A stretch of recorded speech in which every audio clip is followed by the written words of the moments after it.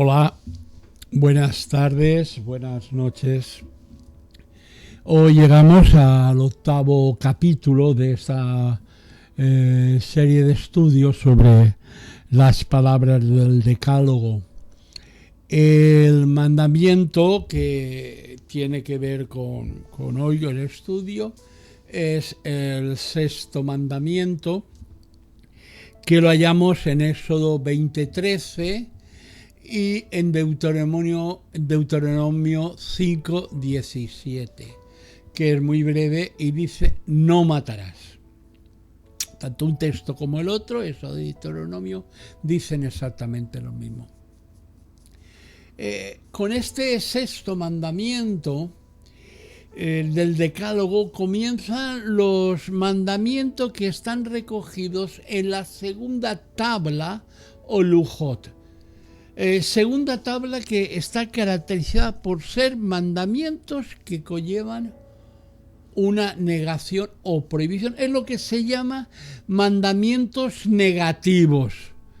Una vez oímos hablar de mandamientos positivos, mandamientos negativos. ¿Por qué? Porque el no antecede al mandamiento no matarás, y esto convierte en un mandamiento negativo. Este sexto mandamiento es la primera ordenanza que nos relaciona con el prójimo. Y lo fundamental, y es lo que voy a intentar desarrollar durante este estudio, lo fundamental de este mandamiento es el respeto a la vida. Ahora, hay que hacer una observación de entrada sobre este mandamiento tal y como lo tenemos recogido en las Escrituras.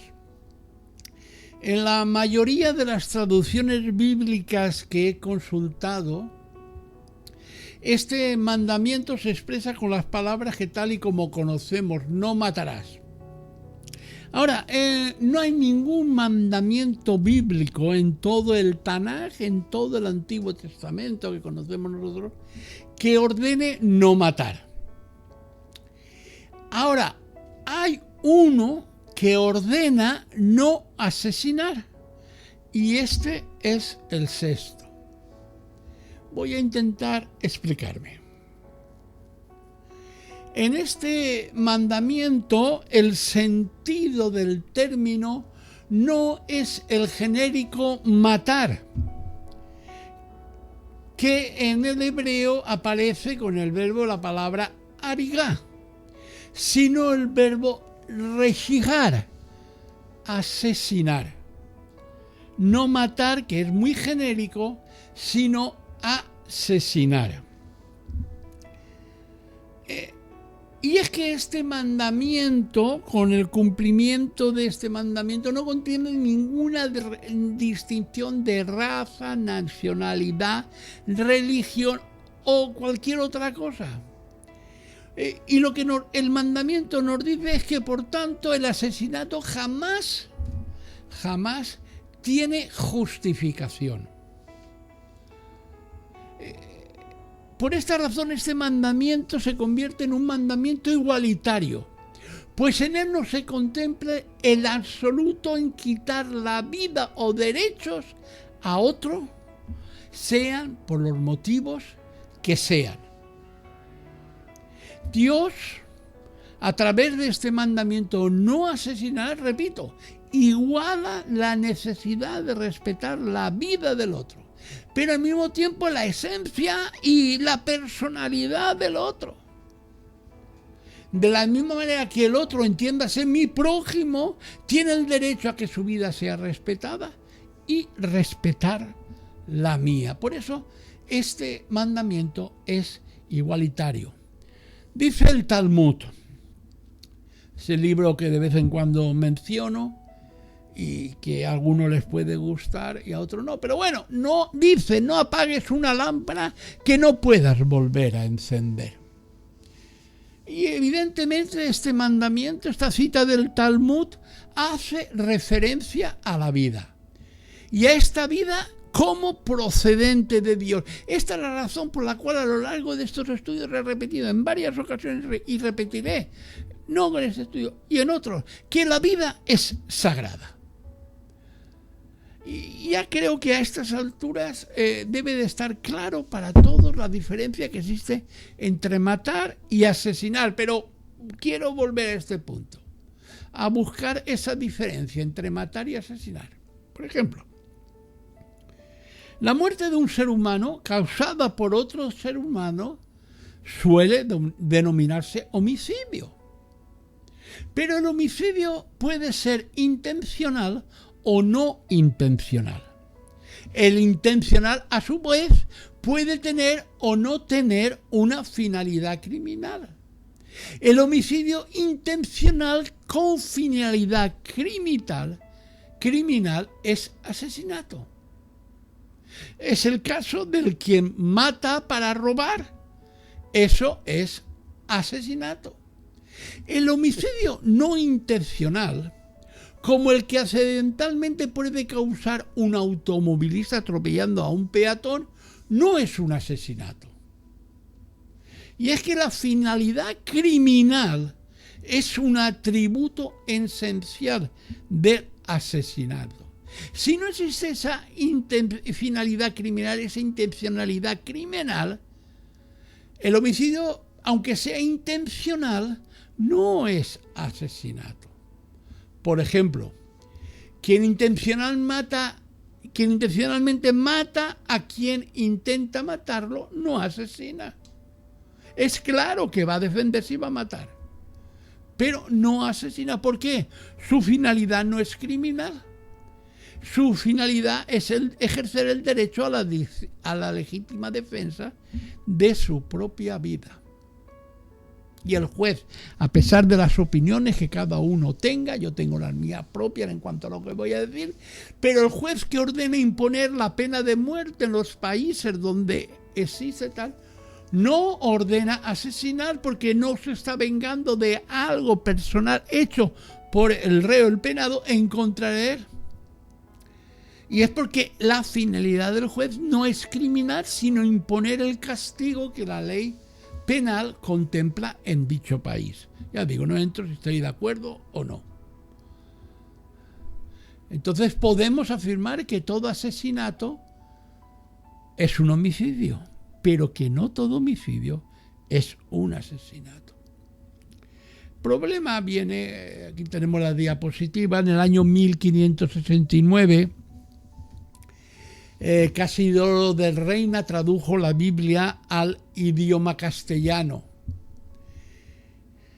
Y en la traducción del Antiguo Testamento, del Tanaj, incurrió en la imprecisión de traducirlo tiraz, por no matar. Así figuró desde la célebre Biblia del Oso. En el año 1602 la traducción fue revisada por su compañero Cipriano de Valera y las distintas revisiones que se han hecho del texto de Casidoro de Reina siguieron manteniendo esa imprecisión de Casidoro de Reina. La de 1862, 1909, 1960 y las actuales.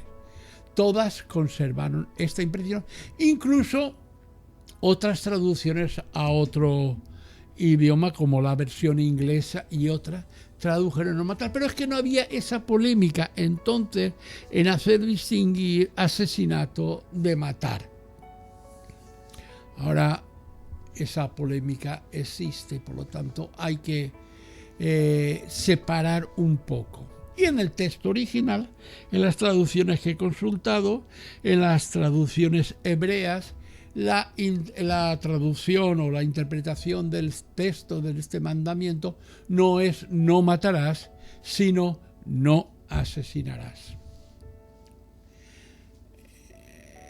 Ahora, para comprender, entender este sexto mandamiento, necesitamos comprender muy bien el sentido que tiene la vida. Cuando decimos que según las Sagradas Escrituras, la vida es sagrada, hay que entender lo que queremos decir con esto. Primeramente, es interesante tener en cuenta que la vida, como sustantivo, sencillamente no existe en forma singular en la lengua hebrea. Nosotros decimos la vida, no las vidas, pero en hebreo no existe la vida, sino las vidas. Y el vocablo que se emplea para vida es el vocablo hayim. Ahora, ¿por qué no hay una forma singular para este vocablo?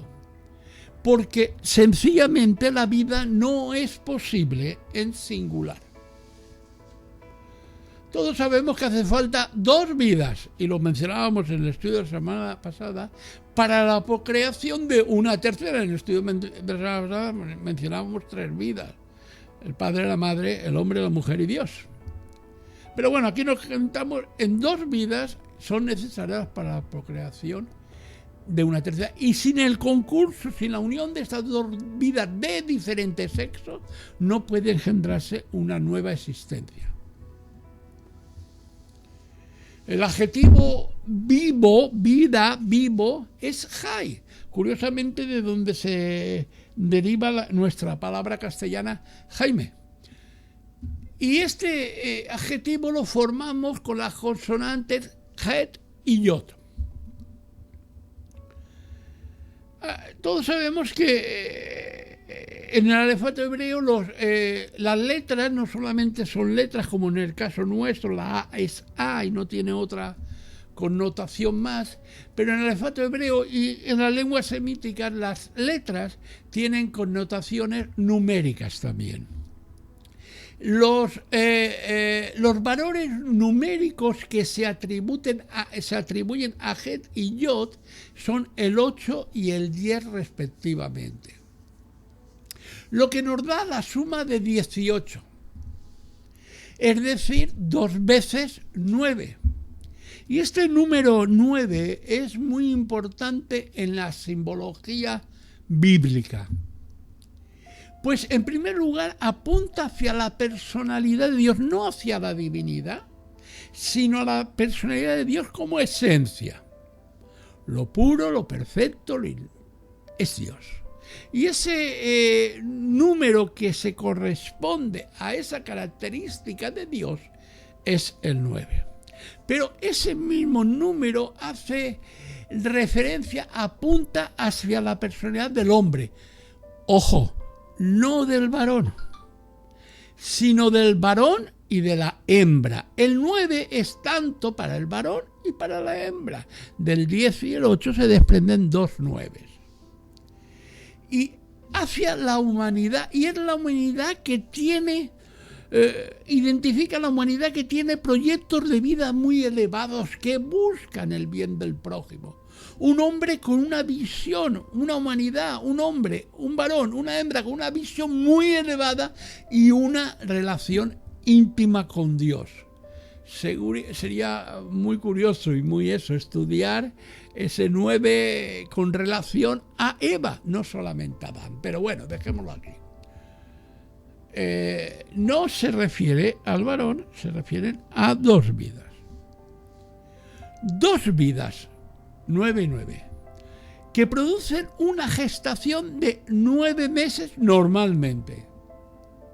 Y de aquí que las Sagradas Escrituras destaquen el sentido irrepetible de toda vida. Mira, no hay nadie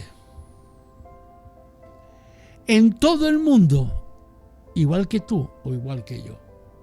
Aquí no vale hacer el chiste, afortunadamente no hay nadie, porque se hubiera más.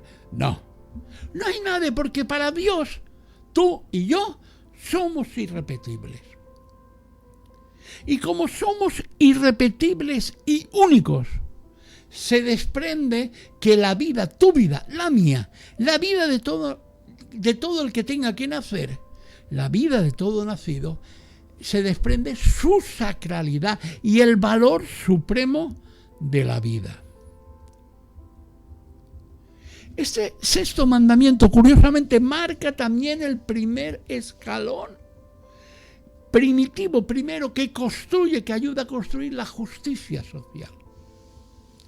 el carácter inviolable de la vida humana, pero con todas las consecuencias que esta vida lleva, el carácter inviolable del matrimonio, por cuanto el divorcio es la muerte del principio divino de la unión entre un hombre y una mujer, con uno de los fines de esta, que es la procreación.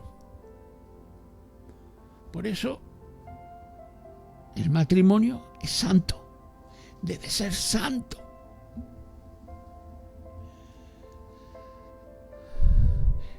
Este carácter de no matar marca el principio de la libertad personal. Resumiendo, en definitiva, este mandamiento marca la prohibición de no amar al prójimo. O sea, tienes que amar al prójimo porque este mandamiento te exige no hacer nada que lleve a matar la realización del prójimo, empezando por la propia vida. Los antiguos sabios de Israel dijeron con respecto a este mandamiento: mata a su prójimo quien le niega su sustento.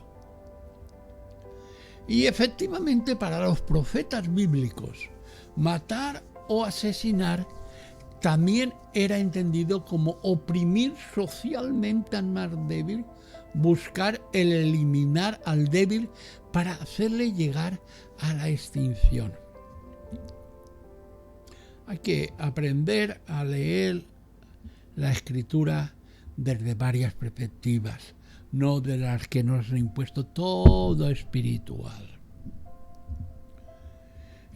Fueron los profetas los primeros que denunciaron la diferencia entre lo que hay justo y legal. Porque todo lo justo no siempre es legal. Todo lo legal no siempre es justo. Si no, vayamos a la historia y veamos las leyes que surgieron durante el nazismo en la ciudad alemana de Nuremberg y lo que esto llegó a significar.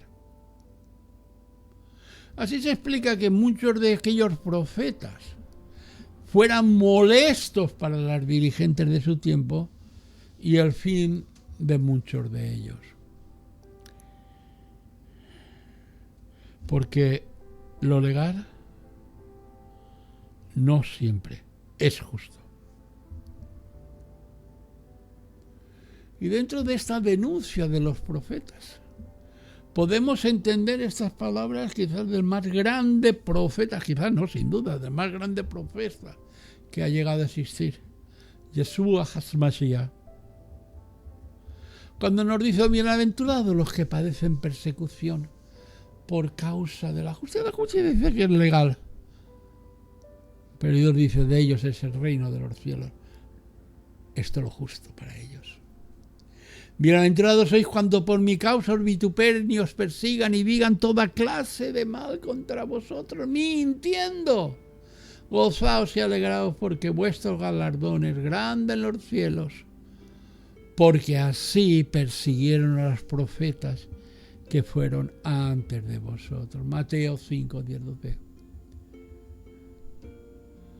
Puede haber leyes que por estar aprobadas por los parlamentos vigentes sean legales, pero esto no quiere decir en absoluto que sean justas. Eso no quiere decir que... Es importante, tenía que ser importante para los israelitas estos principios de la justicia social. Pues ellos mismos durante 400 años habían vivido en casa de esclavos.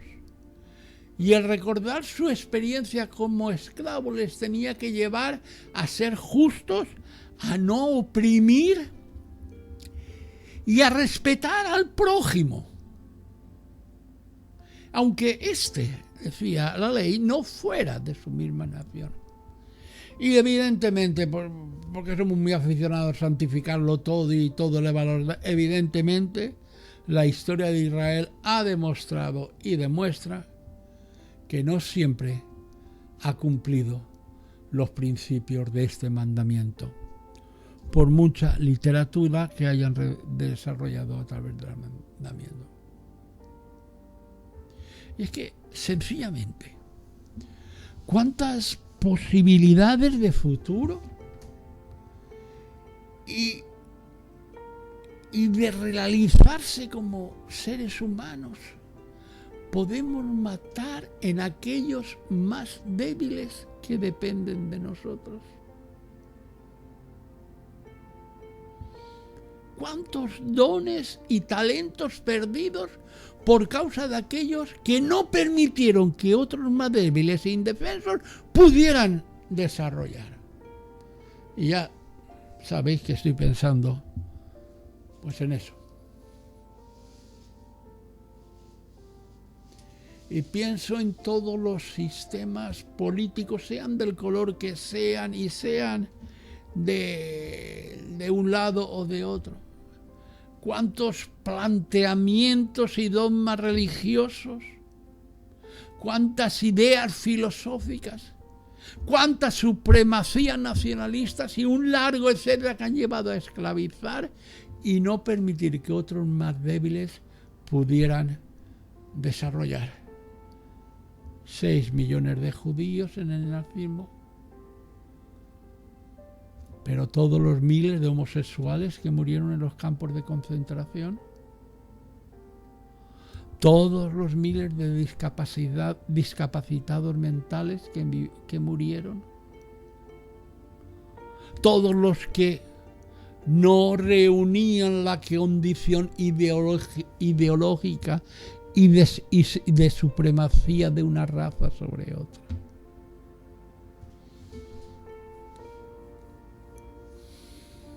Cuántas vidas truncadas y cuántas vidas truncadas que no han llegado a nacer porque leyes dicen que eso es lo correcto.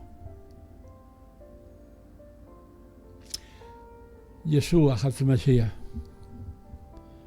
como él dijo y nos enseñó, él vino para cumplir y para darle el significado auténtico a la ley frente a todas las interpretaciones farisaicas y saduceas que hacían de ley.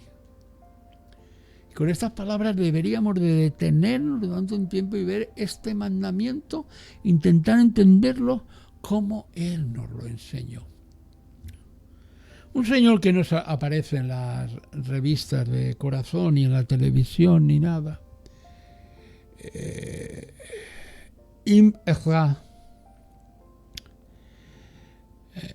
Que fue uno de los más grandes rabinos españoles.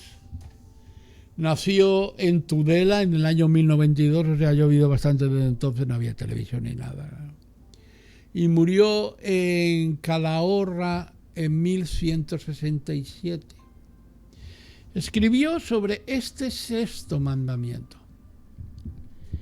Ni por medio de mano armada, ni por tu lengua acusando falsamente a tu prójimo ante la justicia, ni por medio de calumnias o de malos consejos proporcionados a tu prójimo, teniendo tú conciencia, sabiendo tú que lo conducirán a la muerte. Y por último, ni ocultándole información que podría evitarle una muerte segunda.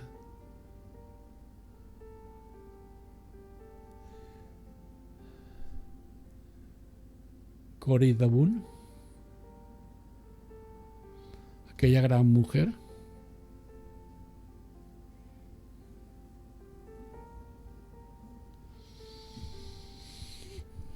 y su hermana, librando a los judíos de caer en la persecución nazi.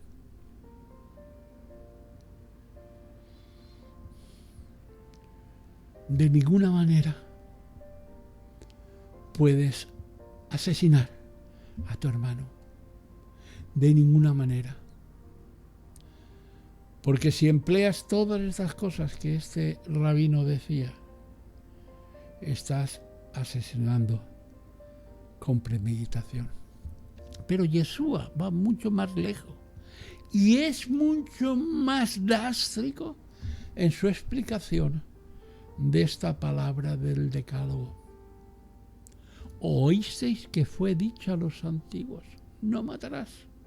Y cualquiera que matare será culpable de juicio, pero yo os digo que cualquiera que se enoje contra su hermano será culpable de juicio.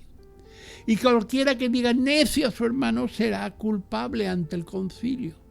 Y cualquiera que le diga fatuo quedará expuesto al infierno de fuego.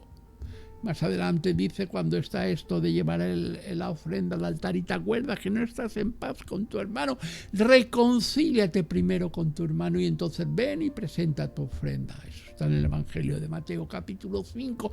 Este es un texto que hemos oído muchas veces y que nos viene muy bien. Lo he utilizado para llenar y poner ejemplo de lo que quería decir, pero esto Yeshua, era mucho más drástico, iba más allá. Mira, matar, dicen los antiguos esto, pero si te enojas contra tu hermano, eres culpable ya de juicio. Si le dices necio a tu hermano, eres culpable ante el concilio. Llamas fatuo a tu hermano, quedas expuesto al infierno de fuego. Nuestra cultura está muy relajada.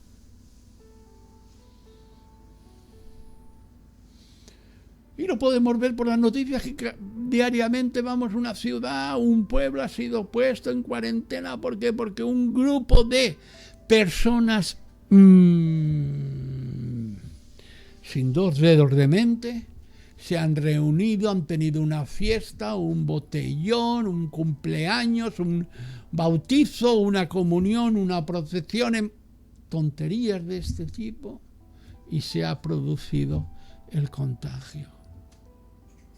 Es una cultura la nuestra, una cultura relajada, donde el otro me importa muy poco. Este rigor de las palabras de Yeshua en medio de esta sociedad, digamos que exagerado que es este hombre, pero las pruebas nos limitamos. Y es que quizás al desconocer el significado de las palabras no podemos llegar a ver el alcance de nuestro Maestro. Cuando plantea esta enseñanza con tanto rigorismo para el hombre y la mujer del siglo XXI, o la mujer y el hombre del siglo XXI. Esta sociedad tan relajada, tan acostumbrada, como diríamos en otro tiempo, panifica, eres exagerado, no importa. No importa.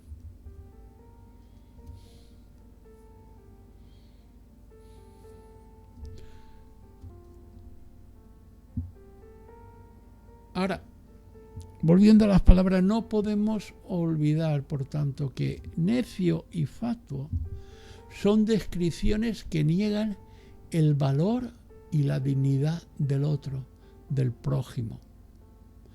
Y emplear terminología y acciones que niegan el valor y la dignidad de las personas, que procuran borrar los rasgos inviolables de cualquier ser humano, es el primer paso en el camino hacia su eliminación. El no importarme el otro y las consecuencias de mis acciones frente al otro es porque el otro no tiene valor. La enseñanza de la Iglesia y de los apóstoles fue la misma.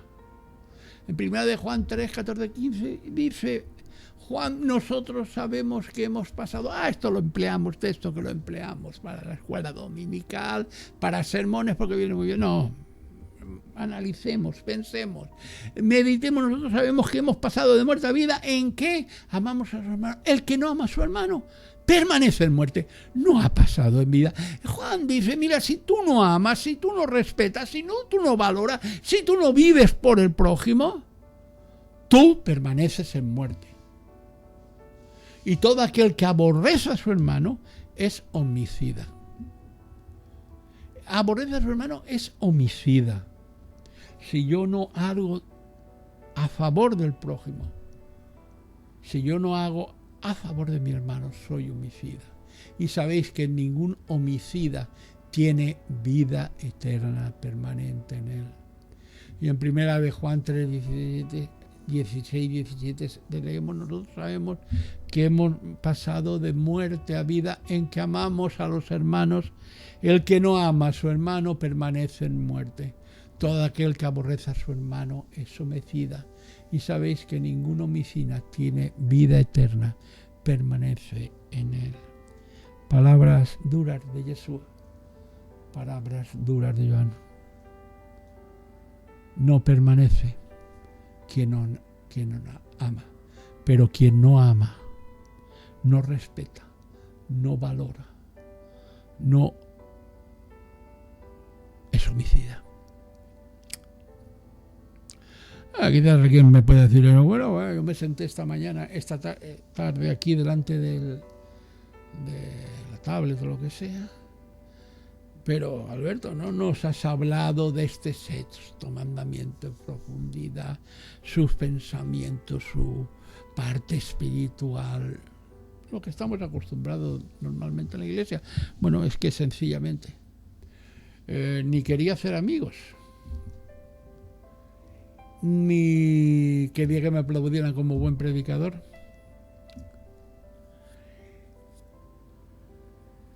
Quería plantear, estudiar, invitaros a estudiar este mandamiento de una perspectiva un poco distinta.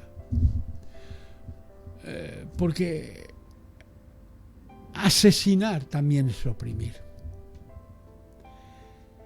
Asesinar también es que no permitir que el otro se desarrolle. Si yo como esposo no permito que mi esposa se desarrolle, sino que se lo impido con mi machismo, lo que sea, aunque no haya violencia física, eso es asesinar.